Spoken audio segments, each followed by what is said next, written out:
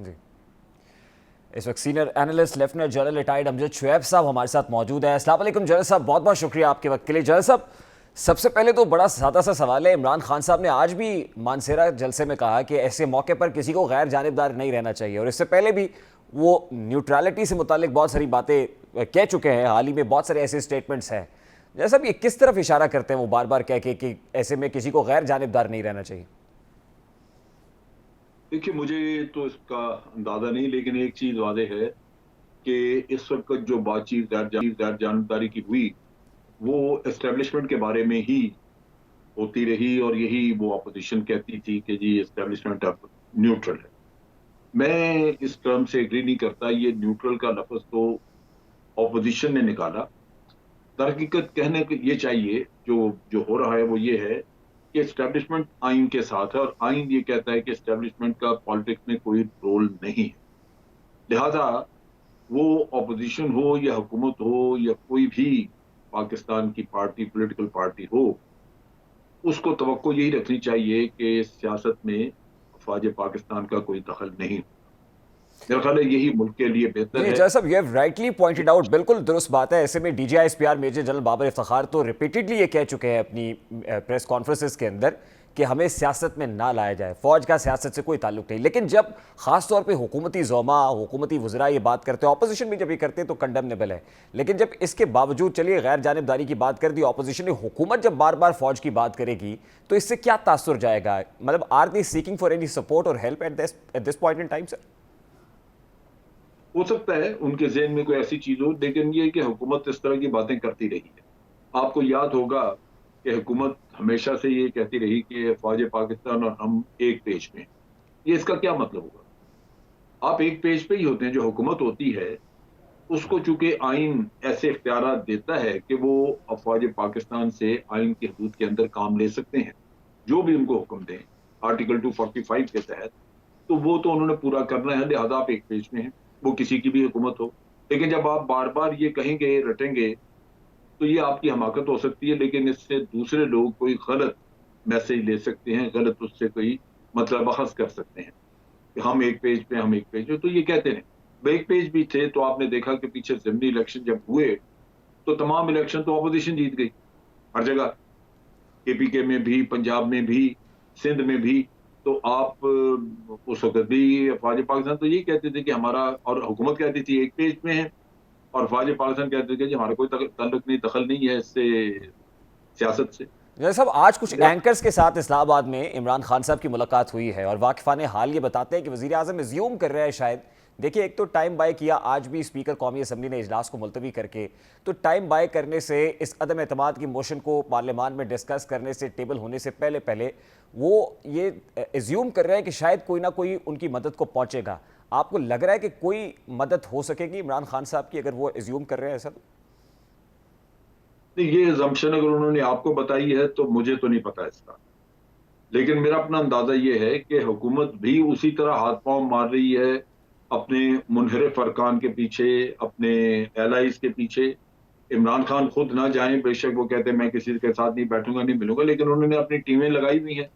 उनके जो मिनिस्टर वगैरह हैं, लोग हैं, वो दाएं बाएं कांटेक्ट करके लोगों से बातचीत कर रहे हैं। और उसमें वो जो रास मुराद साहब हैं लाहौर के, वो लगे हुए हैं, और कई लोग। तो वो मेरा ख्याल है कि उस एफर्ट की तरफ हो सकता है, उनकी तवक्कुआत हों कि अगर उनकी टीमें आके बताएं कि जी हमने ये 2-3 दिन में ये काम किया और ये लोग हमारे साथ वापस आ गए हैं, तो हो सकता है कि ये उनको ख्याल हो कि ये 2-4 दिन और मिल जाए तो उसमें कुछ और भी आ जाएंगे। लेकिन वरना लाइकली मेरा ये नहीं एफर्ट ख्याल फ्रूटफुल साबित होती हुई दिखाई नहीं दे रही sir. And if this effort goes in when, तो आपको क्या लगता है इमरान खान साहब फिर फॉर्मली ऑपोजिशन की कम से कम इस vote of no confidence move को अब सॉर्ट ऑफ नाकाम बनाने के लिए कि वो ना डिस्कस हो, खुद ही मुस्ताफी हो जाएंगे 27 मार्च के जलसे में? क्या ये बड़ा ऐलान कर सकते हैं? देखिए, खुद मुस्ताफी तो होना बिल्कुल वो किसी वक्त भी आप कर सकते हैं, उसमें तो कोई इशू नहीं है।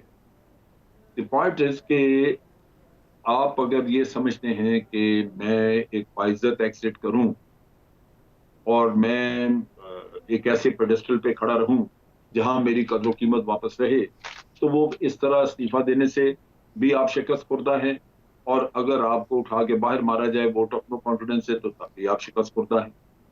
मेरा ख्याल है कि बेहतर सिचुएशन ये होगी, जो इनको मोस्ट प्रोबेबली एस्टेब्लिशमेंट ने कोशिश की थी कि एक फैसिलिटेटर का रोल अदा करें, और उन्होंने दोनों को सजेस्ट किया था कि जी एक इंतहाई कदम की तरफ ना जाएं, आप बैठ के बातचीत कर लें आपस में और गिव एंड टेक हो जाए। अब गिव एंड टेक में मैं बड़ा सोचता रहा कि ये गिव एंड टेक क्या हो सकती है। मसलन फेस सेविंग के लिए ऑपोजिशन जो है वो इमरान खान साहब के खिलाफ जो नो नो कॉन्फिडेंस मोशन दी हुई है वो विड्रॉ कर लेते हैं, और ऑपोजिशन को फेस सेविंग देने के लिए इमरान खान साहब 2 दिन बाद इलेक्शन का ऐलान कर देते हैं कि जी हमारे लिए इलेक्शन कर रहे हैं, 2 महीने बाद या 3 महीने बाद इलेक्शन हो जाएंगे, इंटरिम गवर्नमेंट बना लें, काम चल जाए। तो दोनों एक तरह से एक नई इब्तदा की तरफ चले गए, और आपने देखा कि उससे किसी की जीत या हार का लेकिन तस्वुर जरा साहब, नहीं ये ऑप्शन शायद ऑपोजिशन को तो कबूल होता है, क्या इमरान खान साहब ने इस ऑप्शन को कबूल नहीं किया?